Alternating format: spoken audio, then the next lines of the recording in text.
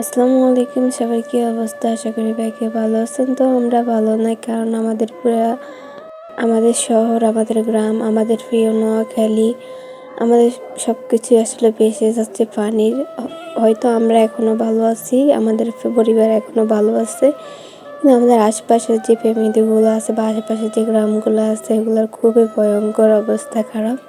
কখনো ভাবিনি, ছোট থেকে বড় হয়েছি, কখনো ভাবি নাই আমাদের নোয়াখালী এত পরিমাণের বন্যার শিকার হবে। আমরা কখনোই না বন্যাতে শিকার হইনি। হ্যাঁ, বন্যা হয়তো, কিন্তু সেটা আবার সিলেট মিলেটে হইতো, আমাদের এলাকাতে হইতো না। কিন্তু এখন সবচেয়ে ভয়ঙ্কর পরিস্থিতি আমাদের নোয়াখালী, আমাদের প্রিয় লক্ষ্মীপুর, আমাদের যে জেলাটা আছে কমলনগর, সেই জেলাটাও খুব আশঙ্কিত। মানে অলরেডি এটা আশঙ্কিত, কারণ এটা আমাদের যে কমলনগর থানাটা আছে, তো আমাদের তো কমলনগর কিন্তু একদমই মেঘনা নদীর পাশে।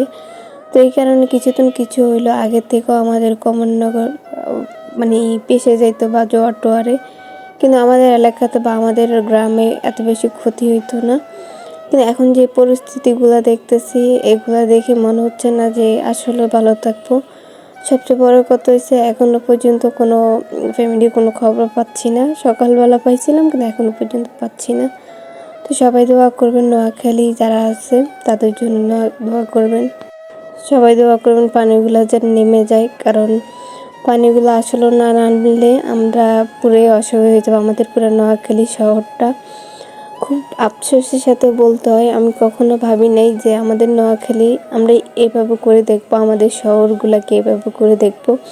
আমার থানা, আমার জেলা, আমার আশেপাশে যে ইয়েগুলো আছে, সব কিছু মিলে পানির এত স্রোত আর নিতে পারছি না আমরা। তো আর কি, সবাই ভালো থাকেন। আল্লাহ হাফেজ।